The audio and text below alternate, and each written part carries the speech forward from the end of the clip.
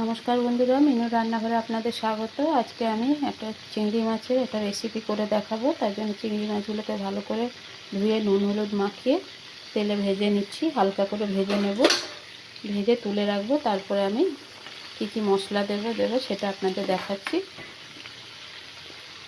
এদিকে আমি মশলা নিয়ে নিয়েছি, পেঁয়াজ কুচিয়ে নিয়েছি, আদা রসুন কাঁচা লঙ্কা আর টমেটোটাকে একসাথে পেস্ট করে নেব। আর পেঁয়াজটা হালকা করে ভেজে তারপরে আমি মশলা দিয়ে কষাবো। এদিকে মাছগুলো আমার ভাজা হয়ে গেছে, এবার মাছগুলোকে আমি তুলে রাখবো। মাছগুলোকে তুলে রেখেছি। এদিকে ওই তেলেই আমি পেঁয়াজগুলোকে একটু ভেজে নেব। আমি আরেকটা পেস্ট তৈরি করে নেব, সেটা আপনাদের দেখাচ্ছি। এদিকে আমি আরেকটা পেস্ট তৈরি করে নেব। কয়েক টুকরো কাজু আর কয়েকটা নারকেলের টুকরো দিয়ে আমি পেস্ট করে নেব। এদিকে বন্ধুরা, পেঁয়াজটা আমি বেশি লাল করে ভাজবো না। এবার আমি মশলাটা দিয়ে দেবো। টমেটো কাঁচা লঙ্কা আদা রসুনের মশলাটা দিয়ে নিয়েছি, তার সাথে নুন হলুদ কাশ্মীরি লঙ্কা গুঁড়ো একটু দিয়ে নিয়েছি। এবার এটা একটু মশলাটা ভালো করে একটু কষিয়ে নেব। কষিয়ে একটু জিরে ধনে একটু দেবো।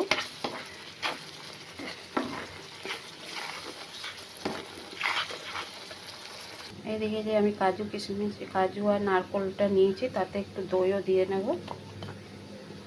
এবার এটাকে একসাথে পেস্ট করে নেব। দেখুন বন্ধুরা, আমি নারকেল কাজু আর দইয়ের পেস্টটা করে নিয়েছি। এবার ওইদিকে মশলাটা আমি কষানো হচ্ছে, তারপরে এটা আমি দেব। জিরে ধনে দিয়ে আবারও একটু আমি কষিয়ে নিই। কষিয়ে নেওয়ার পর আমি টক দই আর কাজু নারকেলের পেস্টটা দেবো। একটু তেল ছাড়াবো, তারপরে আমি দেবো এটা। আমি টক দইয়ের পেস্টটা দিয়ে দিলাম। আর গ্যাসটা একটু কমিয়ে রাখবো, যাতে দইটা ফেটে না যায়।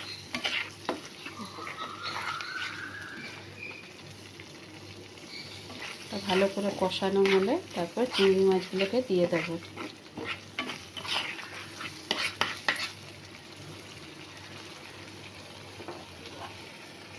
আমি চিংড়ি মাছগুলোকে দিয়ে দিলাম।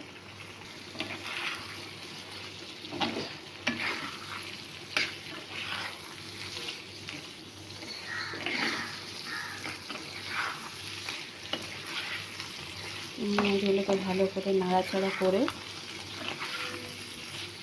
তারপরে আমি একটু জল দিয়ে দেব। জল দিয়ে দিলাম আর অল্প একটু চিনি দেব। চিনিটা আমি আগে দিতে ভুলে গেছিলাম। এবার আমি একটু চিনি দিয়ে দেবো। এবার ভালো করে ফুটে গেলে তারপরে আপনাদের দেখাচ্ছি। তৈরি আমাদের চিংড়ি মাছের নতুন রেসিপি। বন্ধুরা, এভাবে আপনারা করে একবার দেখবেন, খুবই ভালো লাগে খেতে। চিংড়ি মাছের তো মালাইকারি, আরও নতুন নতুন আপনারাও অনেক কিছু বানান। এভাবে এই রেসিপিটা করে দেখবেন। এবার আমি এতে একটু ঘি দিয়ে দেবো।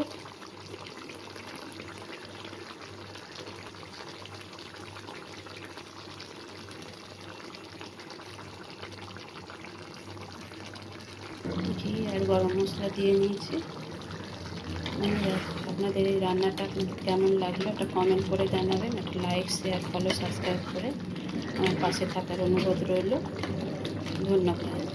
নামাবার আগে আমি একটু